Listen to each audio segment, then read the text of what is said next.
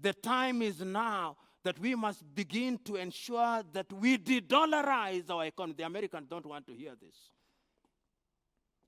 That we must begin to de-dollarize our economies. Welcome to the African Leadership Series, where we bring you great inspirational speeches of African leaders. In 1963, on the 25th day of May to be exact, 32 heads of states and government gathered in Addis Ababa, Ethiopia. And I urge you to read the speech delivered by Kwame Nkrumah, exhorting the leaders of the day. Let us not leave here without a single central bank, he said.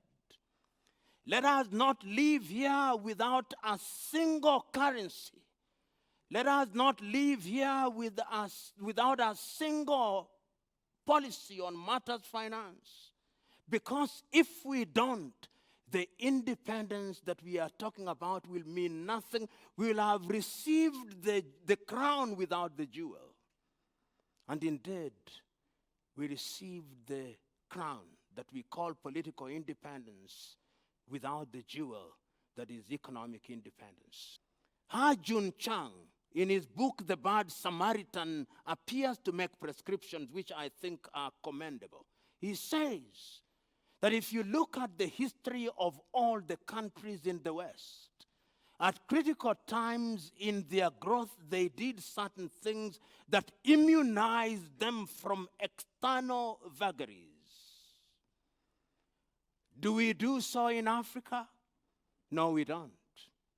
If you look at China, which is now rising, and India, which are now rising, they ring-fenced a few things for their own benefit. Do we in Africa do so? No, we don't. If you look at the emerging Arab countries, which you now see the Emiratis or the Bahrainis or Brunei or Darussalam, you can see they do that. If you look at little Singapore, they are doing that. Do we? No, we don't. We still wait for the almighty IMF to tell us things. And then we say, oh, almighty IMF and World Bank, we have heard you. When IMF sneezes, our economy goes into a coma. When we want to test our economies, who do we go to? Moody's. Depending on how moody Moody's are, our economies are equally moody. When we want to measure our economies, which indices do we use? GDP.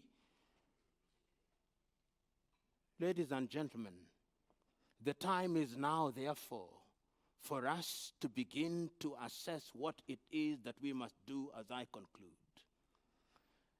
And I'm suggesting that the time is now for African central banks to begin to work intimately with organizations such as SADC, initially, with organizations such as East African Community or ECOWAS, for the purpose of beginning to harmonize our economies and having regulatory frameworks that enable trade to happen in a seamless way. The time is now for African central banks to begin to work closely with the African Union under the aegis of the Africa Agenda 2063 as a necessary facilitator to Africa Continental Free Trade Area, that we must begin to do things that are going to inform the African agenda within the African economic and financial ecosystem. The time is now that we must begin to ensure that we de-dollarize our economy. The Americans don't want to hear this.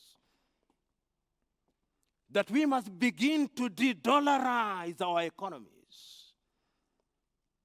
Because as long as our economies are dollarized, it means that the externalities are affecting our very being.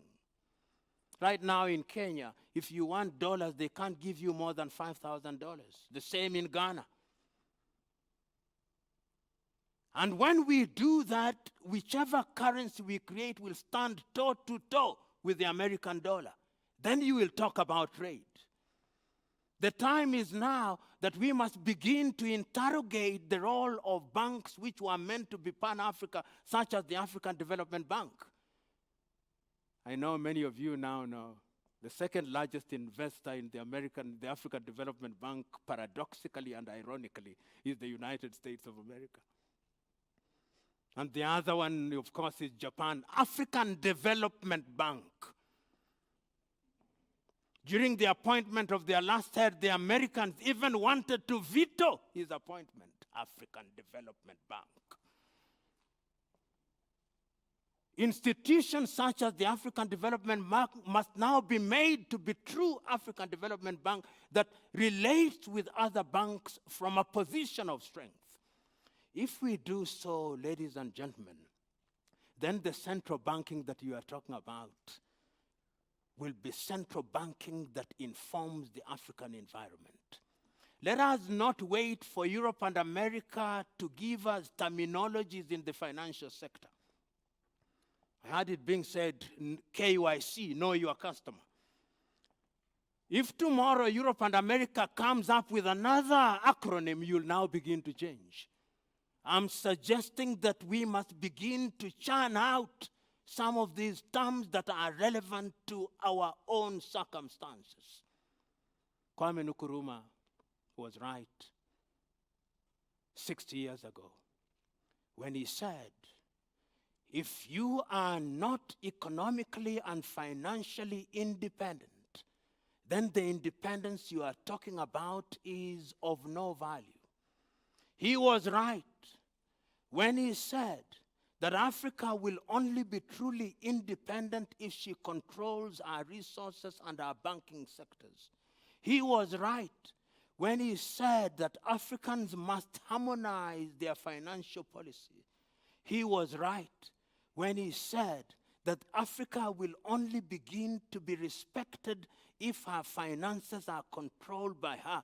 He was right when he said that in financial relations in the world, the rule is still the law of the jungle, survival of the fittest and the dying of the least suitable. Ladies and gentlemen, I beg to stop in the knowledge that I have annoyed and irritated you sufficiently so that you may ask such questions as are necessary. I know they will want to control me, but I want to be asked questions.